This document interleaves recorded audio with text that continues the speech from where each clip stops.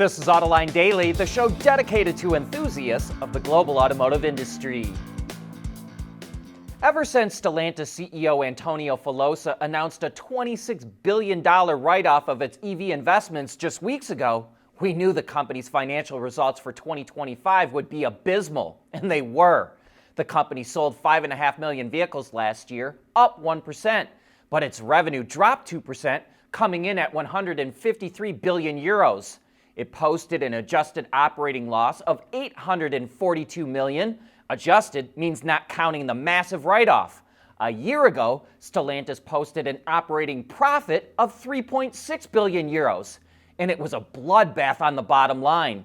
It posted a net loss of 22 billion. Even worse, it had negative free cash flow of 4.5 billion, and as a result, the board eliminated dividends for the year, and the company's UAW workers will not get any profit-sharing checks.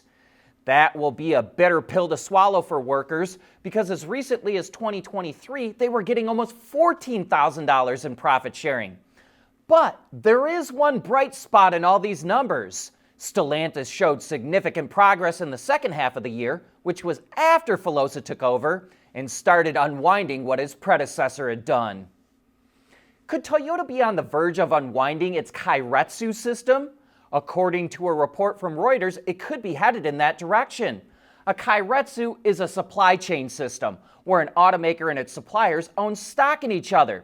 For example, Toyota owns 20% of Denso, the giant Japanese supplier, while Denso owns about 3% of Toyota.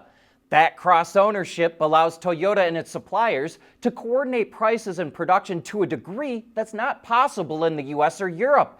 And it's been a huge advantage for Toyota and the other Japanese automakers, at least up until now.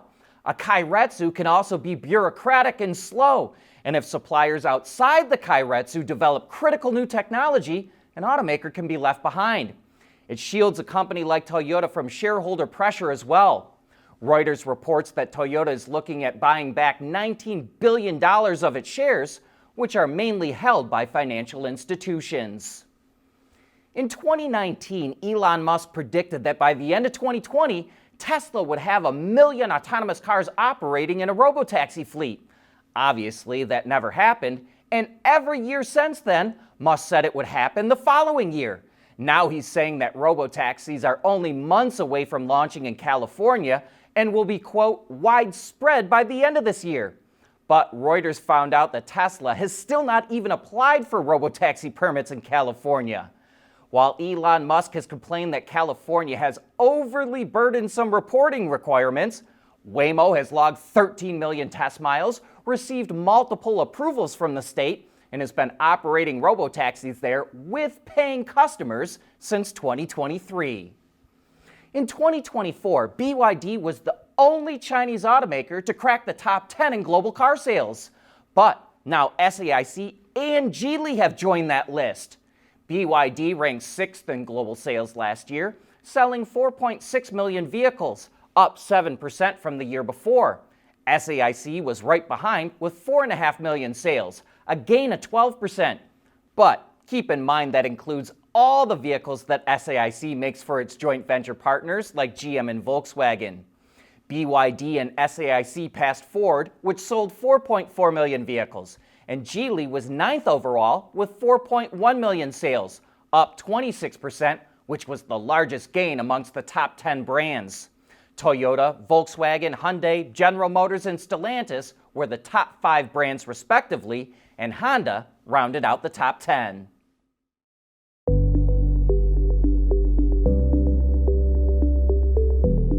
Developing today's vehicles, issues can happen in an instant.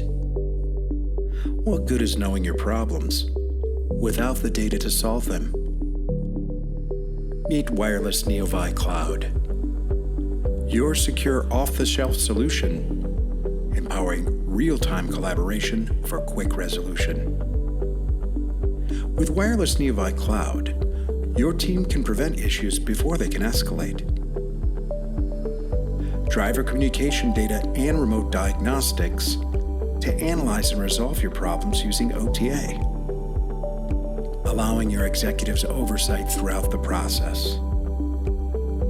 Wireless Neovi Cloud, Your vehicle update solution in production and on the road. Intrepid Control Systems, driven by your data.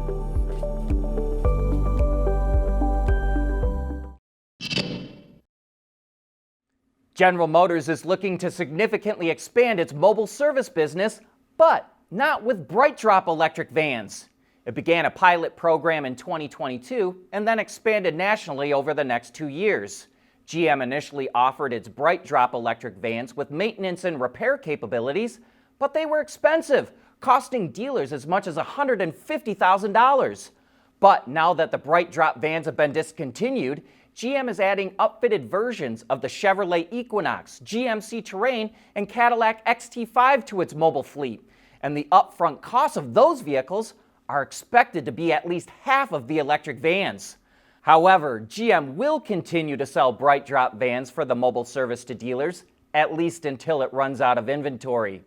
And speaking of mobile vehicle repair, we'll be posting an interview this weekend all about Ford's mobile service business. So be sure to keep an eye out for that. But if you're a YouTube or Patreon member, it's available to you right now.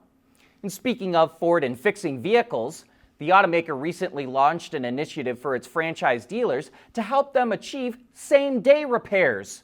Called Uptime Assist, the service, which is free to dealers, involves call centers of about 25 employees monitoring each repair order a dealership opens. If it takes more than 2 days for the repair, Ford is alerted and will reach out to the dealer to see if it needs technical support or help securing parts. Since it launched a year ago, the service has helped improve repair times by 10 to 15%, or about half a day. And Ford is turning to AI to help expand the service and speed up the process. The Wuling Hongguang Mini EV grabbed the attention of the world when it launched in 2020 with a price tag of just over $4,000. Sales shot up quickly, and nearly 2 million have been sold since then. But recently, sales have tapered off in China, so Wuling is bringing some fresh styling to the vehicle and a little more simplicity. There's at least 3 or 4 versions of the 2-door model that are all slightly different from each other, while a 4-door version has a style all its own. However, that's going to change. Both the 2 and 4-door models will now have the same design, and even the look of the front and rear lighting is very similar. A 30 kilowatt or 42 horsepower electric motor and a roughly 16 kilowatt hour LFP battery pack are expected to carry over from the current model. Those give the Mini EV a top speed of just over 60 miles an hour and about 125 miles of range. Pricing has gone up since that initial launch, with models now starting between $6,500 and $7,500. But it's still going to be hard for Wuling to get back to its previous sales success. China's passenger car sales fell nearly 20% in January compared to last year, hitting about 1.4 million units. That was also 800,000 vehicles less than December, and January wasn't even impacted by the Chinese New Year. So the numbers will probably look even worse for this month. The Chinese government has tried to crack down on the country's price war, but with sales falling, automakers are still making cuts. Honda is now offering a limited-time discount on the plug-in hybrid version of the Accord worth over $14,500, which brings the vehicle starting price to about $20,000. Longer-term car loans are also becoming much more popular in China. Geely, Li Auto, NIO, Tesla, Xiaomi, Xpeng, and now BYD are all offering 7-year loans as a way to reduce car payments to attract more customers.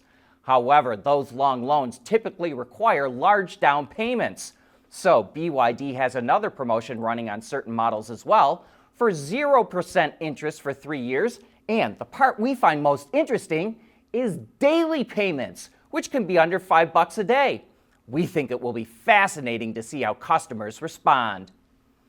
And be sure to tune in to Autoline After Hours later today. We'll be talking about Stellantis having to mop up all that red ink, the latest quality ratings for automakers from J.D. Power, and where President Trump got his data for the gasoline prices that he mentioned in the State of the Union address. We'll have Nora Eckert from Reuters and Liam Rappley from the Detroit Free Press joining John and Gary when the show goes live at 3 p.m. Eastern Time. But that's a wrap for this show. Thanks for tuning in.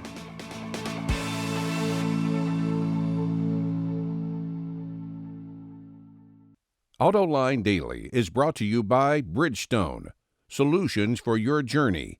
CSP, the Composites Solution Partner. Intrepid Control Systems, over-the-air engineering, boost your game. And thanks to the following YouTube and Patreon members.